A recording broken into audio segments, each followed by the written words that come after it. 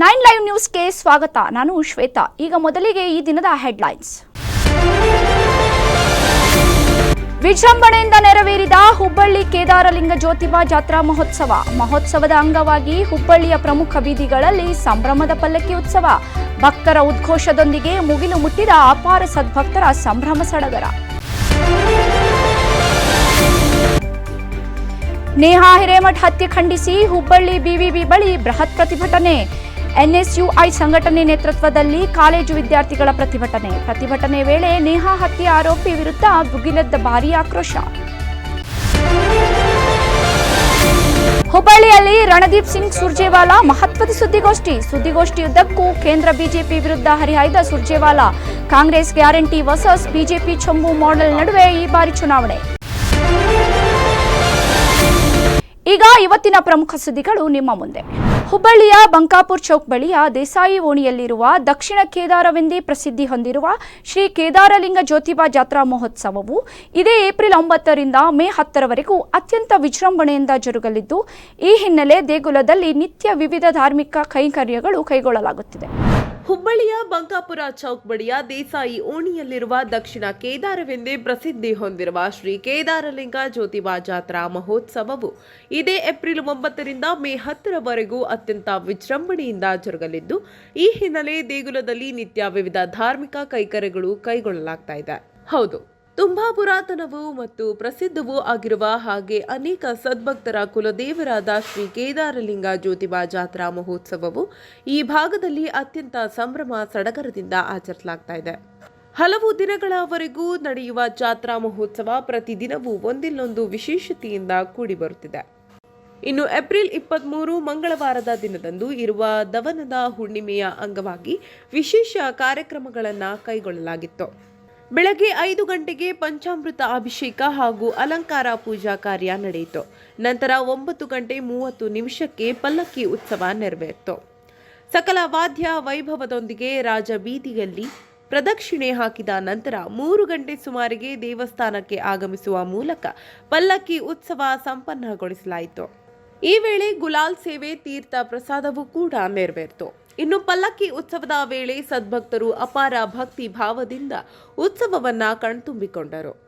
ಪರಸ್ಪರರ ಮೇಲೆ ಗುಲಾಲ್ ಎರಚಿ ಭಕ್ತಿ ತೋರಿದರು.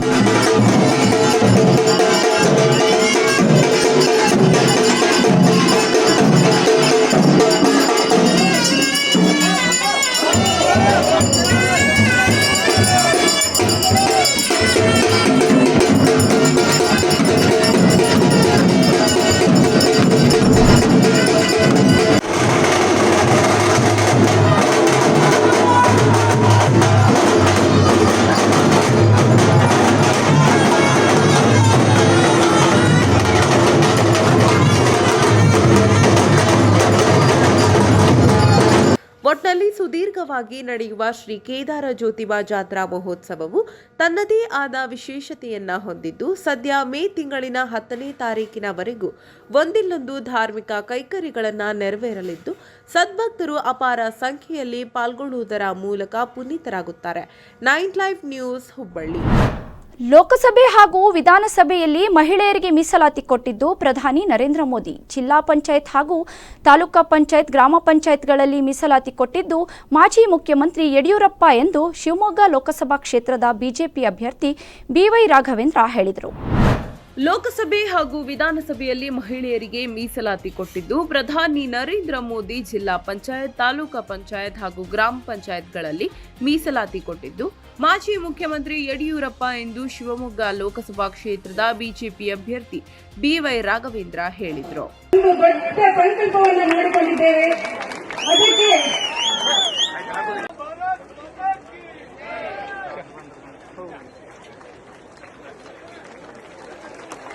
ಶಿವಮೊಗ್ಗ ಲೋಕಸಭಾ ಕ್ಷೇತ್ರದ ಬೈಂದೂರು ಪಟ್ಟಣದಲ್ಲಿ ನಡೆದ ಮಂಡಲ ಮಹಿಳಾ ಸಮಾವೇಶವನ್ನು ಉದ್ಘಾಟಿಸಿ ಮಾತನಾಡಿದ ಅವರು, ಲೋಕಸಭೆ ಹಾಗೂ ವಿಧಾನಸಭೆಯಲ್ಲಿ 33% ಸ್ಥಾನವನ್ನು ಮಹಿಳೆಯರಿಗೆ ನೀಡುವ ಮೂಲಕ ಮಹಿಳಾ ಸಮುದಾಯಕ್ಕೆ ಆದ್ಯತೆಯನ್ನು ನೀಡಿದವರು ನಮ್ಮ ನೆಚ್ಚಿನ ಪ್ರಧಾನಿ ನರೇಂದ್ರ ಮೋದಿ ಅವರು. ಆದರೆ ರಾಜ್ಯ ಸರ್ಕಾರ ಮಹಿಳಾ ವಿರೋಧಿ ನೀತಿಯನ್ನು ಅನುಸರಿಸುತ್ತಿದೆ. ಇಂತಹ ಸರ್ಕಾರ ಅಧಿಕಾರದಲ್ಲಿ ಇರಬೇಕಾ ಎಂಬುದನ್ನು ನಮ್ಮ ಮತದಾರರು ಯೋಚಿಸಬೇಕಾಗಿದೆ ಎಂದು ಕಾಂಗ್ರೆಸ್ ಸರ್ಕಾರದ ವಿರುದ್ಧ ಅವರು ಹರಿಹಾಯ್ದರು. ಅದೇ ರೀತಿ 1 ಲಕ್ಷ ಮಹಿಳೆಯರಿಗೆ 1 ಲಕ್ಷ ರೂಪಾಯಿ ಕೊಟ್ರೆ ಎಷ್ಟು ದುಡ್ಡು ಬೇಕಾಗುತ್ತೆ? 1,000 ಕೋಟಿ ಬೇಕಾಗುತ್ತೆ. 1,000 ಕೋಟಿ ಬೇಕಾಗುತ್ತೆ. ಇವತ್ತು ನಮ್ಮ ದೇಶದಲ್ಲಿ ಒಟ್ಟು ಮಹಿಳಾ ಜನಸಂಖ್ಯೆ 18 ವರ್ಷ ಮೇಲ್ಪಟ್ಟಂತ ಹೆಣ್ಮಕ್ಳ ಸಂಖ್ಯೆ ಇವತ್ತು 60ರಿಂದ. ಕಾರ್ಯಕ್ರಮದಲ್ಲಿ ಬಿಜೆಪಿ ನಾಯಕಿ ಶ್ರುತಿ, ಮೈಂದೂರು ಶಾಸಕ ಗುರುರಾಜ್ ಗಂಟಿಹೊಳಿ, ವಿಧಾನ ಪರಿಷತ್ ಸದಸ್ಯೆ ಭಾರತಿ ಶೆಟ್ಟಿ, ಡಾಕ್ಟರ್ ರಾಜನಂದಿನಿ, ಗಾಯತ್ರಿ ಮಲ್ಲಪ್ಪ, ಭಾಗೀರಥಿ ಸೇರಿದಂತೆ ಇನ್ನು ಮುಂತಾದವರು ಉಪಸ್ಥಿತರಿದ್ದರು. Sandeep, UL 9 live news, Soraba. ಬಿಜೆಪಿಯವರದ್ದು ಕೇವಲ ಟೀಕೆ ಮಾಡುವ ಕೆಲಸ. ಅವರು ಅಭಿವೃದ್ಧಿ ಕೆಲಸ ಮಾಡೋದಿಲ್ಲ. ಬಿಜೆಪಿಯವರಿಗೆ ತಲೆ ಕೆಟ್ಟಿದೆ. ಆದರೆ ನಮ್ಮ ಕೆಲಸ ಕೇವಲ ಅಭಿವೃದ್ಧಿಯ ಕೆಲಸವೆಂದು ಬೆಳಗಾವಿ ಜಿಲ್ಲೆಯ ಬೈಲಹೊಂಗಲ ಶಾಸಕರಾದ ಮಹಾಂತೇಶ್ ಕೌಜಲಗಿ ಹೇಳಿದರು.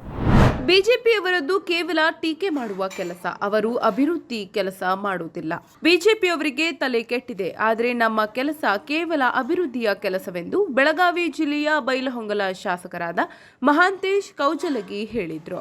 ಸವದತ್ತಿ ತಾಲೂಕಿನ ಚಚಡಿ ಗ್ರಾಮದಲ್ಲಿ ನಡೆದ ಕಾಂಗ್ರೆಸ್ ಕಾರ್ಯಕರ್ತರ ಸಭೆಯನ್ನುದ್ದೇಶಿಸಿ ಅವರು ಮಾತನಾಡಿದರು. ಇನ್ನು ಕಾರ್ಯಕ್ರಮಕ್ಕೂ ಮುನ್ನ ಸಚಿವೆ ಲಕ್ಷ್ಮೀ ಹೆಬ್ಬಾಳ್ಕರ್, ಕಿತ್ತೂರು ಶಾಸಕರಾದ ಬಾಬಾ ಸಾಹೇಬ್ ಪಾಟೀಲ್ ಸೇರಿದಂತೆ ಅನೇಕ ಮುಖಂಡರು ಗ್ರಾಮದಲ್ಲಿರುವ ಬಸವಣ್ಣನವರ ಪುತ್ಥಳಿಗೆ ಮಾಲಾರ್ಪಣೆ ಮಾಡಿ ಬಿರುಸಿನ ಪ್ರಚಾರ ಕೈಗೊಂಡರು. ನಂತರ ಅಪಾರ ಸಂಖ್ಯೆಯಲ್ಲಿ ಸೇರಿದ್ದ ಕಾರ್ಯಕರ್ತರ ಸಭೆಯನ್ನುದ್ದೇಶಿಸಿ ಶಾಸಕ ಮಹಾಂತೇಶ್ ಕೌಜಲಗಿ ಮಾತನಾಡಿ, ಕಾಂಗ್ರೆಸ್ ಸರ್ಕಾರ ಬಡವರ, ಮಹಿಳೆಯರ, ರೈತರ ಪರ ಇದೆ. ನಾವು ಅಧಿಕಾರಕ್ಕೆ ಬಂದು 9 ತಿಂಗಳಲ್ಲಿ ನಾವು ಘೋಷಣೆ ಮಾಡಿರುವ 5 ಯೋಜನೆಗಳನ್ನು ಜಾರಿಗೆ ತಂದಿದ್ದೇವೆ ಎಂದರು. ನಂತರದಲ್ಲಿ ಮಾತನಾಡಿದ ಸಚಿವೆ ಲಕ್ಷ್ಮೀ ಹೆಬ್ಬಾಳ್ಕರ್ ಪ್ರತಿ ಮಾತಿನ ಉದ್ದಕ್ಕೂ ಕೇಂದ್ರ ಸರ್ಕಾರದ ವಿರುದ್ಧ ವಾಗ್ದಾಳಿ ನಡೆಸಿದ್ರು. ಕೇಂದ್ರ ಸರ್ಕಾರ ಜಾರಿಗೆ ತಂದಿರುವ ಯೋಜನೆಗಳ ವೈಫಲ್ಯದ ಬಗ್ಗೆ ಪ್ರಸ್ತಾಪ ಮಾಡಿದ್ರು. ಕೇಂದ್ರ ಸರ್ಕಾರ ರಾಜ್ಯಕ್ಕೆ ನೀಡಬೇಕಾಗಿರುವ ಬರ ಪರಿಹಾರ ಇದುವರೆಗೂ ನೀಡಿಲ್ಲ, ಕೇವಲ ಸುಳ್ಳಿನ ರಾಜಕಾರಣ ಮಾಡುತ್ತಿದೆ ಎಂದು ವಾಗ್ದಾಳಿ ನಡೆಸಿದ್ರು. ಪ್ರತಿ ತಿಂಗಳು ಯಾವಾಗ ನಾನು ಕರೆಕ್ಟಾಗಿ ತಮಗೆ ಗೃಹಲಕ್ಷ್ಮಿ ಹಣವನ್ನು ಹಾಕ್ತೀನಿ ಅನ್ನುವಂಥ ಚಿಂತೆ ಇರುತ್ತೆ. ಇವತ್ತು ನಾವು ಕೋವಿಡ್ ಸಂದರ್ಭದಲ್ಲಿ ಬೆಲೆ ಏರಿಕೆ ಭಾಳ ಆಯಿತು. ಮಹಾಂತೇಶಣ್ಣ ಕೌಜಲಗಿ ಅವರು ಹೇಳಿದರು, BJP ಅವರು ಕೇಂದ್ರದಲ್ಲಿ ಸರ್ಕಾರ ನಮ್ಮದು ಬಂದ್ರೆ ನಾವು ಬೆಲೆ ಏರಿಕೆ ಕಡಿಮೆ ಮಾಡ್ತೀವಿ, ನಾವು ಸಿಲಿಂಡರ್ ಬಿಲ್ ಕಡಿಮೆ ಮಾಡ್ತೀವಿ, ಪೆಟ್ರೋಲ್ ಡೀಸೆಲ್ ಬೆಲೆ ನಾವು ಕಡಿಮೆ ಮಾಡ್ತೀವಿ, ರೈತರು ಬೆಳೆದಂಥ ಬೆಳೆಗಳಿಗೆ ನಾವು ದುಪ್ಪಟ್ಟು ಲಾಭ ತಂದು ಕೊಡ್ತೀವಿ. 1, 2, 3 ಸುಳ್ಳು ಹೇಳೋರು ಬಂದರು. ಮೋದಿಯವರು ಪ್ರಧಾನಮಂತ್ರಿ ಆದರು. ಆದರೆ ಏನಾದರೂ ಬೆಲೆ ಕಡಿಮೆ ಆಯ್ತೇನ್ರಿ? ಅವ್ರು ಹೇಳಿದ್ರು, ಡಾಲರ್ ಬೆಲೆ 52 ರೂಪಾಯಿ ಇದ್ದಿದ್ದನ್ನು ನಾವು ಭಾಳ ಕಡಿಮೆ ಮಾಡ್ತೀವಿ, ನಮ್ಮ ಎದುರುಗಡೆ ಅಮೇರಿಕಾದವ್ರು ಕೈಕಾಲು ಮುಗಿಬೇಕು ಹಂಗೆ ಮಾಡ್ತೀವಿ ಅಂತ ಹೇಳಿದ್ರು. ಕಪ್ಪು ಹಣ ವಿದೇಶದಿಂದ ತರ್ತೇವಿ ಅಂತ ಹೇಳಿದ್ರು. ಎಲ್ಲರೂ ಅಕೌಂಟ್ ಮಾಡಿಸ್ಯಾರ, ಜನಧನ್ ಅಕೌಂಟ್. ನಮ್ಮೆಲ್ಲ ಅಕ್ಕ ತಂಗಿಯರು, ಅಣ್ಣತಮ್ಮಂದ್ರು, ಹಿರಿಯರು ಎಲ್ಲರೂ ಅಕೌಂಟ್ ಮಾಡಿದ್ರು. ನೀವು ಜನಧನ್ ಅಕೌಂಟ್ ಮಾಡಿದ್ರು ಇಲ್ಲ? 15 ಲಕ್ಷ ರೂಪಾಯಿ ಹಾಕೇನಂದ್ರು, ಹಾಕಿದ್ರಿ? ಏನು ಮಾತಾಡ್ತಾರೆ BJP ಅವರು? ಸುಳ್ಳು ಮಾತಾಡ್ತಾರೆ. ಬರೇ ಜನರ ಭಾವನೆಯ ಜೊತೆಗೆ ಈ ಸುದ್ದಿ ಮುಂದುವರಿಯುತ್ತದೆ. ಅದಕ್ಕೂ ಮುನ್ನ ಚಿಕ್ಕದೊಂದು ಬ್ರೇಕ್.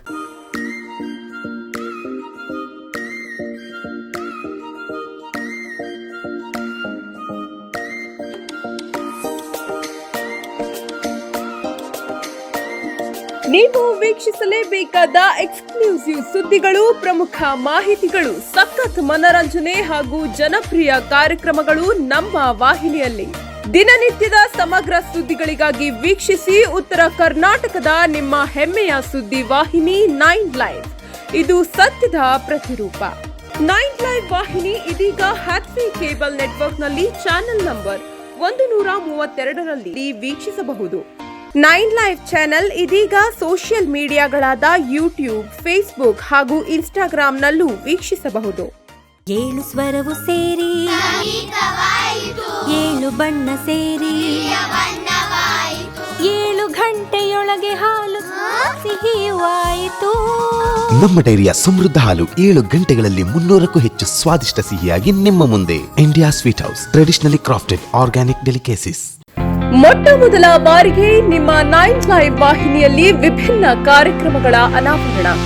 ರುಚಿ ಅಡುಗೆ ಮಾಡೋ ಹವ್ಯಾಸ ನಿಮ್ಮದಾಗಿದ್ದರೆ ನಾವು ನಿಮಗೆ ಒದಗಿಸುತ್ತಿದ್ದೇವೆ ಅದ್ಭುತ ವೇದಿಕೆ. ಹೊಸ ಹೊಸ ಅಡುಗೆ ಮಾಡುವ ಹವ್ಯಾಸ ಹೊಂದಿದ ಮಹಿಳೆಯರಿಗಾಗಿ ಇಲ್ಲಿದೆ ರುಚಿ ಶುಚಿ ಕಾರ್ಯಕ್ರಮ. ಆಸಕ್ತ ಮಹಿಳೆಯರು ಕೂಡಲೇ ಸಂಪರ್ಕಿಸಿ ಮೊಬೈಲ್ ನಂಬರ್ 8278339999. ಹಲೋ ಹಾಯ್ ನಮಸ್ಕಾರ. 9 ಲೈವ್ನಿಂದ ಡಾಕ್ಟರ್ ವೆಂಕಟೇಶ್ ಮಾತಾಡ್ತಾ ಇದ್ದೀನಿ. ನಿಮ್ಮ ಅಲ್ಲಿರುವ ಗಾಯಕಿಯರಿಗೆ ಒಂದು ಸಂತಸದ ಸುದ್ದಿ. 9 ಲೈವ್ನಲ್ಲಿ ಹೊಸದಾಗಿ ಬರ್ತಾ ಇದೆ ಕಾರ್ಯಕ್ರಮ ನಮ್ಮ ದಿಗ್ಗಜರು. ತೆರೆ ಹಿಂದೆ ಇರುವಂಥ ಗಾಯಕಿಯರನ್ನ ತೆರೆ ಮೇಲೆ ತರುವಂಥ ಕಾರ್ಯಕ್ರಮ 9 ಲೈವ್ ಮಾಡ್ತಾ ಇದೆ. ನಿಮ್ಮಲ್ಲಿ ಯಾರಾದರೂ ಸಂಗೀತವನ್ನು ಅಂದರೆ ಹಾಡುಗಾರರು ಇದ್ದರೆ ನಮ್ಮ ಚಾನಲ್ಗೆ ಫೋನ್ ಮಾಡಿಬಿಟ್ಟು ನಿಮ್ಮ ಹೆಸರುಗಳನ್ನ ನೋಂದಾಯಿಸಿ. ನಮ್ಮ ದಿಗ್ಗಜರು ಕಾರ್ಯಕ್ರಮ ಎಲ್ಲರಿಗೂ ಸ್ವಾಗತ. ನಿಮ್ಮ ಒಡವೆಯನ್ನ ಬೇರೆ ಕಡೆ ಅಡ ಇಟ್ಟು ಬಡ್ಡಿ ಕಟ್ಟಿ ಕಟ್ಟಿ ಸಾಕಾಗಿದೆಯಾ? ಶ್ರೀ ಸ್ಟಾರ್ ಗೋಲ್ಡ್ ಕಂಪನಿ ನಿಮ್ಮ ಬದುಕಿಗೆ ಶ್ರೀರಕ್ಷೆ. ಕೊರೋನಾ ಕಷ್ಟದಲ್ಲಿ ನೊಂದವರ ಕೈ ಹಿಡಿದಿದ್ದು ಶ್ರೀ ಸ್ಟಾರ್ ಗೋಲ್ಡ್. ಅದೇ ಬಡ್ಡಿ ಖುಷಿಯಾಗಿ ಕಟ್ಟಿ ಬಂಗಾರವಾಗಿ ಬದಲಾಯಿಸ್ಕೊಳ್ಳಿ. ಕಷ್ಟನೂ ನೀಗುತ್ತೆ, ಬಂಗಾರನೂ ಉಳಿಯುತ್ತೆ.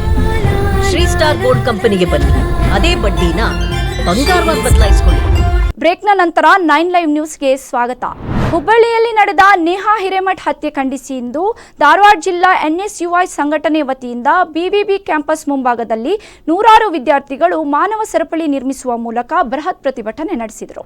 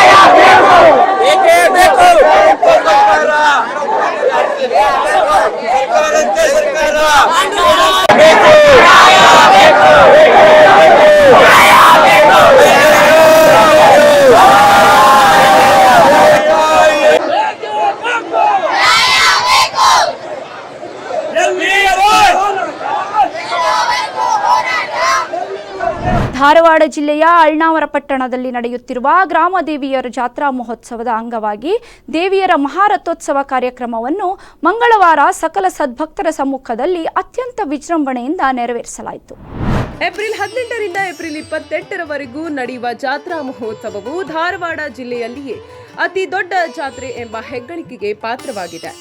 ಇನ್ನು ಏಪ್ರಿಲ್ 18ರಿಂದಲೇ ವಿವಿಧ ಧಾರ್ಮಿಕ ಕಾರ್ಯಕ್ರಮಗಳು ಸಾಂಗವಾಗಿ ನೆರವೇರಿಸಲಾಗುತ್ತಿದೆ. ವಿಶೇಷವಾಗಿ ಗ್ರಾಮ ದೇವಿಯರಾದ ಶ್ರೀ ಲಕ್ಷ್ಮೀ ದೇವಿ ಹಾಗೂ ಶ್ರೀ ದುರ್ಗಾ ದೇವಿಯರ ಹೊನ್ನಾಟ ಕಾರ್ಯಕ್ರಮ ಅತ್ಯಂತ ವಿಜೃಂಭಣೆಯಿಂದ ಕೂಡಿರುತ್ತದೆ.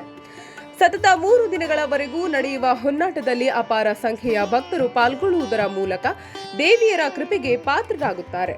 ವಿಶೇಷವಾಗಿ ದೇವಿಯರ ಸ್ವಾಗತಕ್ಕಾಗಿ ಪಟ್ಟಣದ ಬೀದಿ ಬೀದಿಗಳನ್ನ ಸುಂದರ ರಂಗೋಲಿ ಹಾಕುವ ಮೂಲಕ ಶೃಂಗರಿಸಲಾಗಿತ್ತು. ಅಲ್ಲದೆ ಪುಷ್ಪವೃಷ್ಟಿಯ ಮೂಲಕ ಗ್ರಾಮ ದೇವಿಯರನ್ನ ಸ್ವಾಗತಿಸುವುದು ಇಲ್ಲಿನ ವಾಡಿಕೆ. ಹೀಗಾಗಿ ಇಡೀ ಪಟ್ಟಣವೇ ಮಧುವಣ ಗಿತ್ತಿಯಂತೆ ಶೃಂಗರಿಸಿದ್ದು, ಪ್ರಮುಖ ಮಾರ್ಗಗಳಲ್ಲಿ ನಿರ್ಮಿಸಲಾಗಿರುವ ಸ್ವಾಗತ ಕಮಾನುಗಳು ಇಡೀ ಪಟ್ಟಣವನ್ನ ಸುಂದರವಾಗಿ ಕಂಗೊಳಿಸುವಂತೆ ಮಾಡಿತ್ತು. ಈ ವೇಳೆ ದೇವಿಯರನ್ನ ಹೊತ್ತವರನ್ನ ದೇವಿಯರೇ ದಾರಿ ತೋರಿಸುವ ಮೂಲಕ ತನ್ನ ಮೂಲ ಸ್ಥಳಕ್ಕೆ ಕರೆದೊಯ್ಯುವುದು ವಿಶೇಷ ಪವಾಡವೆಂದು ಉಲ್ಲೇಖಿಸಲಾಗುತ್ತದೆ.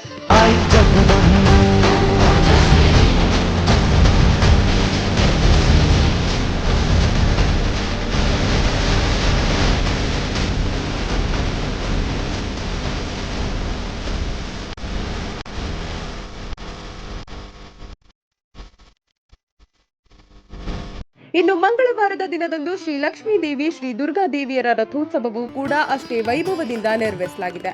ಮಧ್ಯಾಹ್ನ 1 ಗಂಟೆಯಿಂದಲೇ ಮಹಾರಥೋತ್ಸವ ಪ್ರಾರಂಭಿಸಲಾಗಿತ್ತು. ರಥೋತ್ಸವದ ನಂತರದಲ್ಲಿ ಶ್ರೀದೇವಿಯರನ್ನು ಪಾದಗಟ್ಟಿಯಲ್ಲಿ ಪ್ರತಿಷ್ಠಾಪನೆ ಮಾಡಲಾಗಿದೆ.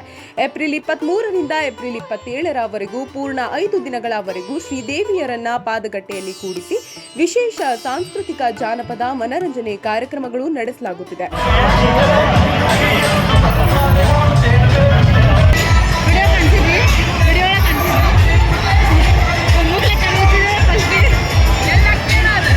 ಇನ್ನು ಏಪ್ರಿಲ್ 28ರಂದು ಗ್ರಾಮ ದೇವಿಯರನ್ನ ಸೀಮೆಗೆ ಕಳಿಸುವ ಕಾರ್ಯಕ್ರಮವಿದ್ದು, ನಂತರ ಏಪ್ರಿಲ್ 30ರಂದು ದೇವಿಯರನ್ನ ದೇವಸ್ಥಾನದಲ್ಲಿ ಪುನರ್ ಪ್ರತಿಷ್ಠಾಪಿಸಲಾಗುತ್ತದೆ.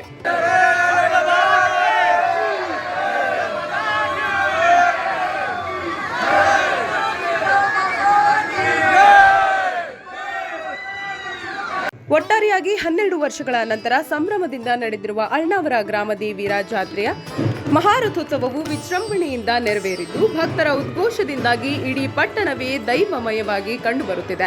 9 ಲೈವ್ ನ್ಯೂಸ್, ಧಾರವಾಡ. ಹುಬ್ಬಳ್ಳಿಯಲ್ಲಿ ನಡೆದಿದ್ದ ನೇಹಾ ಹಿರೇಮಠ್ ಕೊಲೆ ಪ್ರಕರಣದ ವಿಚಾರಣೆ ಸಾಕಷ್ಟು ಚುರುಕುಗೊಂಡಿದ್ದು, ಸದ್ಯ ಸಿಐಡಿ ಅಧಿಕಾರಿಗಳು ಕೊಲೆ ಆರೋಪಿ ಫಯಾಜ್ನನ್ನು 6 ದಿನಗಳ ಕಾಲ ತಮ್ಮ ವಶಕ್ಕೆ ಪಡೆದುಕೊಂಡಿದ್ದು, ಈಗ ಫಯಾಜ್ನನ್ನು ಸ್ಥಳ ಮಹಜರಿಗಾಗಿ ಬಿಬಿಬಿ ಕ್ಯಾಂಪಸ್ ಅಂದರೆ ಕೊಲೆ ನಡೆದ ಸ್ಥಳಕ್ಕೆ ಕರೆತಂದು ಸ್ಥಳ ಮಹಜರು ಮಾಡಿದ್ದಾರೆ.